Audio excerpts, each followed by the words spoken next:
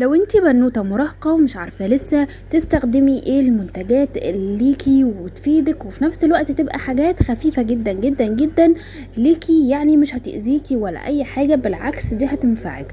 اول حاجة من ناحية الشعر، فانتي ضروري جدا لازم ترطبي شعرك كويس جدا. طبعا انتي كده كده اكيد بتغسليه بشامبو وبحاجات زي كده. المهم في العناية بعد الغسيل مش قبل. فبعد الغسيل انتي لازم تحطي اي حاجة ترطب شعرك كويس جدا، سواء كريم او زيت او اي حاجه تكون خفيفه وملمسها خفيف. فانا عرضتلك في الاول نوع زيت وكريم ممتازين جدا بتوع فاتيكا لترطيب الشعر، ترطيبهم خفيف وريحتهم كمان حلوه جدا. تاني حاجه مهم جدا وهو ترطيب الجسم والايد والرجل خصوصا.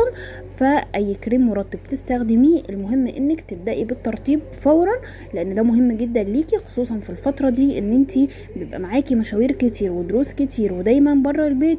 فضروري جدا ترطبي ايدك عشان ما تبقاش بعد كده خشنه وملمسها مش ناعم ومش حلو.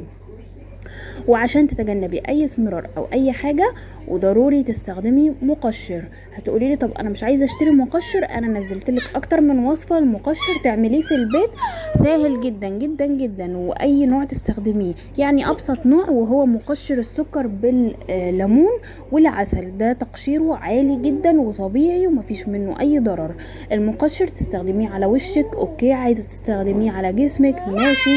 وكمان لو بتعاني من مشكله جلد الوزة من بدري، التقشير هيقلل معاكي المشكلة وهيعالجها معاكي مع الاستمرار عليه، وفعلا هيفرق.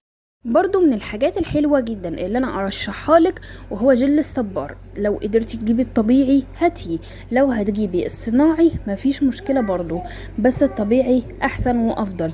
جل الصبار هيفرق جدا معاكي على المدى البعيد في شعرك، في بشرتك، في استخدامك ليه عموما، لاي وصفة لاي حاجة، للترطيب العادي خالص. يعني انت حتى لو هتمشيه على بشرتك كده وتجمديه في الفريزر وتمشيه عشان يقفلك المسام ويخلي فيه نضارة للبشرة ويزيل معاكي بالتدريج الهالات السوداء، فعايزة اقولك استخداماته كتيرة جدا جدا جدا، خصوصا لو الطبيعي هيكون افضل 100 مرة من الصناعي.